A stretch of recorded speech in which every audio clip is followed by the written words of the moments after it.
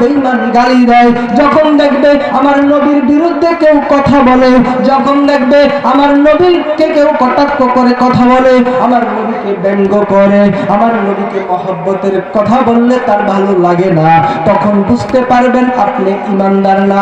যখন দেখবেন নবীকে গালি দিল, ব্যঙ্গ করলো, নবীর শানে বিপক্ষে কথা বললো, ওই সময় যদি দেখেন আপনার দিলটা কাঁদে, আপনার মনটা কাঁদে, তাইলে বুঝতে পারবেন 100% আপনি একজন ঈমানদার, ঈমানদার, ঈমানদার। কথা বলেন ঠিক কিনা? যে মহান সুবহানাহু ওয়া তাআলা আজকে এই পবিত্র মাসে রমজানের কিছুদিন পূর্বে আল্লাহ তাআলা সুবহানাহু ওয়া তাআলা আজকের এই জান্নাতের প্যান্ডেলে আমাদেরকে জান্নাত ওয়ালাদের সাথে কবুল করেছেন, সেজন্য সকলে শুকরিয়া আদান করছি আলহামদুলিল্লাহ।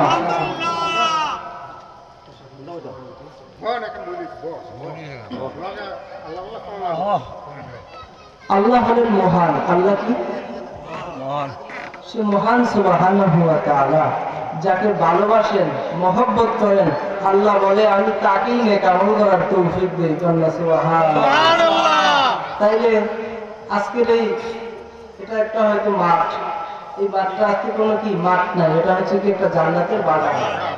আল্লাহ রাসূল সাল্লাল্লাহু আলাইহি সাল্লাম বলেছেন, যে ব্যক্তি যেই জায়গায় দুনিয়াতে, যে কোনো জায়গায় দুনিয়াতে আল্লাহ এবং তার রসুলের আলোচনা হয়, ইসলামের কথা হয়, হোক সেটা মাঠ, হোক সেটা মসজিদ, হোক সেটা মাদ্রাসা, হোক সেটা রাস্তা, হোক সেটা বাড়ি, যে কোনো জায়গায় হোক না কেন, ওই জায়গাটা আর কোনো সাধারণ জায়গা থাকে না, ওই জায়গাটা সঙ্গে সঙ্গে আল্লাহ জান্নাতের বাগান হিসেবে কবুল করে ফেলেন।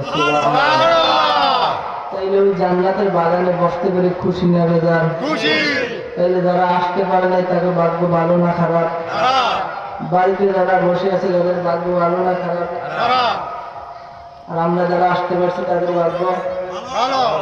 কেমনে ভালো? এটাকে আমাদের কথা, আল্লাহর কথা। কার কথা? আল্লাহ। আল্লাহ বলছে যারে ভালোবাসে তাকে নেক আমল করার সুযোগ দেয়। সুবহানাল্লাহ।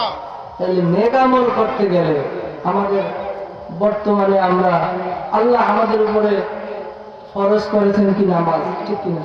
ঠিক। নামাজ কি ফরজ করেছেন। আল্লাহ সুবহানাহু ওয়া তাআলা তার বান্দা বান্দীদেরকে, নবীর উম্মতদেরকে ডাক দিয়া কয়, হে আমার বান্দা বান্দীরা, হে নবীর উম্মতেরা, আমি তোমাদের উপরে নামাজ ফরজ করেছি। কন্যা সুবহানাল্লাহ। আমার আল্লাহ আমাদের উপরে নামাজ ফরজ করলেন, রোজা ফরজ করেছেন। ওই আল্লাহ সুবহানাহু ওয়া তাআলা আমাদের উপরে হজ ফরজ করেছেন, আমাদের উপরে যাকাতকে ফরজ করেছেন।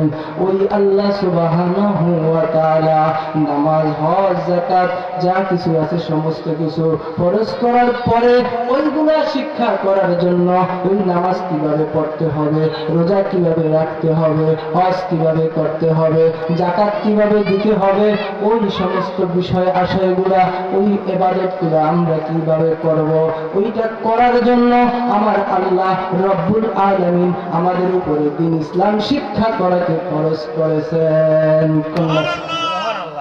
তাইলে দ্বীন ইসলাম শিক্ষার দরকার আছে না নাই? আছে।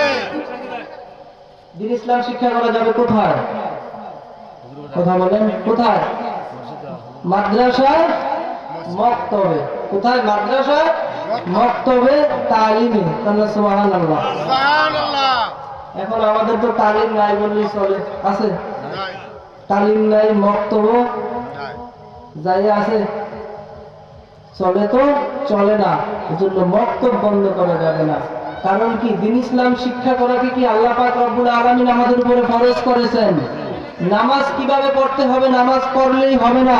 নামাজকে শিক্ষা করতে হলে আলেমদের কাছে যেতে হবে, ওস্তাদের কাছে যেতে হবে, জানতে হবে আমি নামাজে কিভাবে দাঁড়াবো, রোজা কিভাবে রাখবো, যাকাত কিভাবে দিব, হজ কিভাবে করব, ওইগুলা জানার জন্য ওস্তাদের কাছে যেতে হয়, পড়াশোনা করতে হয়। ওই পড়াশোনাটাকে, ওই জানাটাকে আমার আল্লাহ রব্বুল আলামিন ফরজ করেছেন, ফরজ করেছেন, ফরজ করেছেন। আল্লাহু আকবার। তাইলে ওই শিক্ষা আমাদের দরকার আসেনি ভাই? ওই শিক্ষাটাকে চালু করতে হবে, ওইটাকে কি চালু করতে হবে। ওয়াজ মাহফিলে হুজুররা আলোচনা করে যায়, ইসলামের কথা বলে যায়, বিভিন্ন ধরনের আল্লাহ রসুলের দাওয়াত দিয়ে যায়, আল্লাহর দাওয়াত দিয়ে যায়, কিন্তু মাসালা মাসাইলের কথা একটু কি কমই হয়, ঠিক কিনা? ওয়াজ মাহফিলে তো মাসালা মাসাইলের কথা কি কম হয় না? এই স্টেজে যারা আছেন কি বলেন, কম হয়। এজন্য ওই মাসলাটাকে শিক্ষা করতে হলে যেতে হবে মসজিদে, যাইতে হবে কোথায়? মাদ্রাসায়। কিন্তু মাদ্রাসায় মসজিদে যাওয়ার পরে আরেকটা শিক্ষা পাশাপাশি করতে হবে। সেই শিক্ষাটা হলো নামাজ পড়বেন ঠিক আছে, রোজা রাখবেন ঠিক আছে, হজ করবেন ঠিক আছে, যাকাতও দিবেন ঠিক আছে।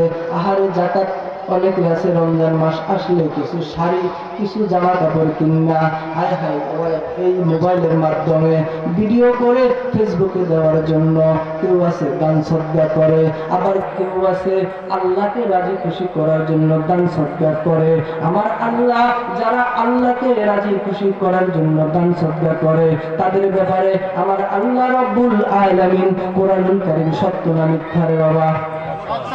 যে কোরআনে আল্লাহ বলছেন এই কোরআনে কোনো সন্দেহ নাই, লা রাইবা ফি, কোরআনে কোনো সন্দেহ নাই, কোরআনে কোনো ভুল নাই। ওই কোরআনে আমার আল্লাহ সুবহানাহু ওয়া তাআলা মুমিনদেরকে ডাক দিয়া, মুত্তাকিদেরকে ডাক দিয়া আমার আল্লাহ রাব্বুল আলামিন বলেন আলিফ লাম মিম যালিকাল কিতাব লা রাইবা ফি হুদাল লিল মুত্তাকিন আল্লাযীনা হুম ইউমিনুনা বিল গায়ব। মুত্তাকি হইল কারা? এক নম্বরের মুত্তাকি হলো যারা আমি আল্লাহর গায়েবের ইলমের প্রতি বিশ্বাস করে। তোমরা সুবহানাল্লাহ। তারপরে মুত্তাকি কারা? যারা নামাজ পড়বে এবং আমি আল্লাহ রাব্বুল আলামিন তাদেরকে যে রিজিক দিয়েছি দুনিয়ায়, আমি আল্লাহ সুবহানাহু ওয়া তাআলা মানুষকে, হে আল্লাহর বান্দা বান্দিরা, আমি আপনি যে রোজগার করি, আজকে আমি মাসে 50,000 কামাই, 20,000 কামাই, হায় হায় ওই 10,000 কামাই, যাই কামাই না কেন, লক্ষ লক্ষ কোটি কোটি টাকা যাই কামাই না কেন, সেই কামানোর সেই টাকাটা, সেই রোজগারটা আমার আল্লাহ সুবহানাহু ওয়া তাআলা আমাদের জন্য বরাদ্দ করেছেন। কারণ রিজিকের মালিক কে? আল্লাহ। ওই আল্লাহ সুবহানাহু ওয়া তাআলা বলেন আমি যে রিজিক দিয়েছি সেই রিজিক থেকে তোমরা আমি আল্লাহর রাস্তায় বন্টন করো। সুবহানাল্লাহ। তোমাদের যা প্রয়োজন সে থেকে তোমরা রাখো, রাখার পরে আমার আল্লাহ রাব্বুল আলামিন আল্লাহর রাস্তায় বন্টন করতে বলছেন। এখন আল্লাহর রাস্তা কোনটা? আল্লাহর রাস্তায় বন্টন করব। আমার আল্লাহ শিখাইয়া দিলেন তোমরা যাকাত দাও, তোমরা হজ করো। পাশাপাশি আমার আল্লাহ শিখাইলেন গরিব দুঃখী এতিম মিসকিনদেরকে তোমরা দান সদকা করো। তোমরা সুবহানাল্লাহ। আর টাকা আছে হজে গেলাম, টাকা আছে যাকাত দিলাম, টাকা আছে হায় হায় মসজিদ বানাইলাম, টাকা আছে মাদ্রাসা বানাইলাম, টাকা আছে আর প্যান্ডেল বানাইলাম, জান্নাতের বাগান বানাইলাম, মাহফিল বানাইলাম, কিন্তু গরিব মিসকিনদেরকে সাহায্য করলাম না, ওই টাকা দিয়ে কোনো কাজ হবে না। আমার আল্লাহ বলেন হে নামাজি, হে নামাজি, হে নামাজি, তুমিও ক্ষতিতে আসো, তুমিও ক্ষতিতে আসো। কোন নামাজি? সেই নামাজিদের ব্যাপারে আমার আল্লাহ বলেন ফাওয়াইলুল লিল মুসাল্লিন, মুসল্লিরাও ক্ষতিগ্রস্ত। এটা কোন মুসল্লি রে বাবা? যে মুসল্লিরা এতিম মিসকিনদের হক মেরে খায়। কান্না নাউজুবিল্লাহ। যে মুসল্লিরা গরিবের হক মেরে খায়, যে মুসল্লিরা এতিমের হক নষ্ট করে, যে মুসল্লিরা অন্য মানুষকে কষ্ট দেয়, যে মুসল্লির দ্বারা আহারে বাবারে দুনিয়ার মানুষ কষ্ট পায়, ওই মুসল্লির জন্য ওই মুসল্লির নামাজ কাল কিয়ামতের ময়দানে ওই মুসল্লিকে পার করতে পারবে না। আরেক মুসল্লি আছে, সেই মুসল্লিকেও ওই মুসল্লির নামাজ কাল কিয়ামতের ময়দানে তাকে পার করতে পারবে না। ওইটা কোন মুসল্লি? আহারে নামাজ পড়তে হলে সর্বপ্রথম আমাদের প্রয়োজন কি? ঈমান। কি ঈমান? ঈমান আছে তো নামাজ আছে, ঈমান নাই নামাজ নাই, ঈমান নাই রোজা নাই, ঈমান নাই হজ নাই, ঈমান নাই দান সদকাও নাই, ঈমান নাই যাকাত নাই, ঈমান নাই কিচ্ছু নাই, কিচ্ছু নাই, কিচ্ছু নাই। আমার আল্লাহ সুবহানাহু ওয়া তাআলা কোরআনে যত জায়গায় ইবাদতের দায়িত্ব দিয়েছেন, যত জায়গায় নামাজের কথা বলেছেন। আমার আল্লাহ সুবহানাহু ওয়া তাআলা যত জায়গায় আমলের দাওয়াত দিয়েছেন, সমস্ত জায়গায় ইবাদতের দাওয়াতের আগে আমার আল্লাহ সুবহানাহু ওয়া তাআলা মানুষকে ঈমানের দাওয়াত দিয়েছে। কন্যা সুবহানাল্লাহ। কিসের দাওয়াত দিয়েছে বাবা? কিসের? আল্লাহ সুবহানাহু ওয়া তাআলা বলেন সূরা আসরে, আল্লাহ বললেন সব মানুষ ক্ষতিগ্রস্ত, সব মানুষ ক্ষতিগ্রস্ত, সব মানুষ ক্ষতিগ্রস্ত ইল্লাল্লাযিনা আমানু, হে ঈমানদার ব্যতীত যারা ঈমান আনছে, ঈমান আনার পরে নেক আমল করছে, ওই মানুষগুলো ছাড়া সব মানুষ ক্ষতিগ্রস্ত। তাইলে বোঝা যায় এক নম্বরে আল্লাহর কাছে কি ঈমান আনতে হবে? কথা বলেন ঠিক কিনা? ঈমান আছে, নামাজ পড়ো, ঈমান ঠিক রেখে রোজা রাখো, ঈমান ঠিক রেখে তুমি যা কিছু করো না কেন, দান সদকা করো, যা কিছু করো না কেন, সব কিছুর ব্যাপারে আমার আল্লাহ, তোমার আমল যদিও কম হয়, তোমার আমার আমল যদিও অল্প হয়, কারণ অল্প আমলই আমার আল্লাহর কাছে কবুল হয়ে যাইব। কন্যা সুবহানাল্লাহ। আমলের বড়াই করে কোনো লাভ নাই রে বাবা। আমি নামাজে দাঁড়াইলাম, আমার নামাজ, আমি দাঁড়াইছি মসজিদে নামাজে, আমার মন আছে বাড়িতে, আমি দাঁড়াইছি মসজিদে নামাজে, আমার মন আছে জমিনে, আমি দাঁড়াইছি মসজিদে নামাজে রে বাবা, আমার মন আছে ব্যবসা বাণিজ্যের মধ্যে। ওই নামাজের গ্যারান্টি নাই, গ্যারান্টি নাই, গ্যারান্টি নাই, কিন্তু নামাজ পড়তেই হবে, নামাজ ছাড়াও কোনো উপায় নাই, নামাজ বাদ দিলে জাহান্নামে যেতে হবে, এই কথাও আছে। বাজান গো আমার, আবার নামাজ পড়তে হবে খুব মন দিয়ে, দিল দিয়ে, পরিপূর্ণতার সাথে নামাজ পড়তে হবে, আবার নামাজ পড়তে হবে ঈমান ঠিক রেখে। কন্যা সুবহানাল্লাহ। এখন ঈমানটা কি? আল্লাহকে বিশ্বাস করি আমরা সবাই, ঠিক কিনা? কিন্তু আমার নবীজির ব্যাপারে বিশ্বাস আনতে গেলে, আমার নবীজিকে ভালোবাসতে গেলেই আমাদের মনের মধ্যে খটকা লেগে যায়। কথা বলেন ঠিক কিনা? আমার নবীর ভালোবাসার কথা যারা ঈমানদার, আপনি ঈমানদার কিভাবে বুঝবেন? আপনি একজন মুমিন কিভাবে বুঝবেন? ও আমার বাবাজিরা, আপনাদেরকে একটি কথা আজকে শোনাইয়া যাই, আপনাদেরকে একটি কথা বলে যাই, আপনারা একটু চিন্তা ভাবনা করে দেখবেন, আপনারা একটু মন দিয়ে দেখবেন। আপনার বাবাই যদি চেয়ারম্যান হয়, আপনার কি ভালো লাগবে না খুশি, খারাপ লাগবে?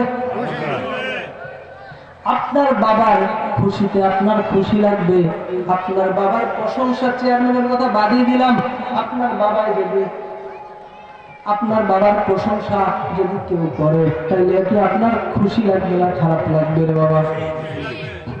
যদি খুশি লাগে, বুঝতে পারবেন আপনি আপনার বাবার বাধ্যগত সন্তান, আপনি আপনার বাবাকে ভালোবাসেন, আপনি আপনার বাবাকে মহব্বত করেন।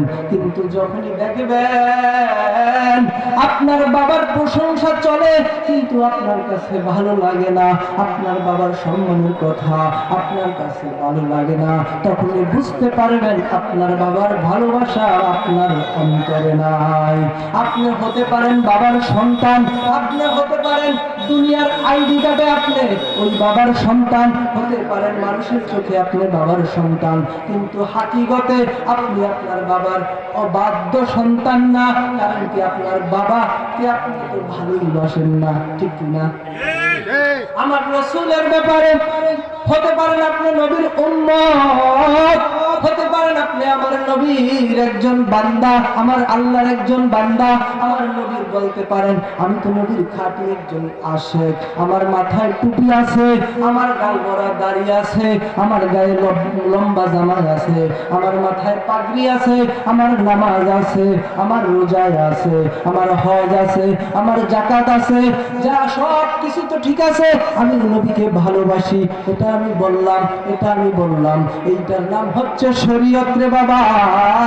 ওই মারিফতের দিকে তাকাও, যখন দেখবে আমার নবীকে কোনো বেঈমান গালি দেয়, যখন দেখবে আমার নবীর বিরুদ্ধে কেউ কথা বলে, যখন দেখবে আমার নবীকে কেউ কটাক্ষ করে কথা বলে, আমার নবীকে ব্যঙ্গ করে, আমার নবীকে মহব্বতের কথা বললে তার ভালো লাগে না, তখন বুঝতে পারবেন আপনি ঈমানদার না।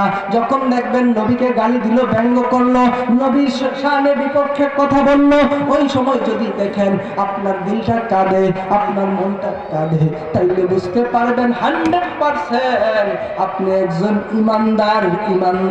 ইমানদার। কথা বলেন ঠিক কিনা?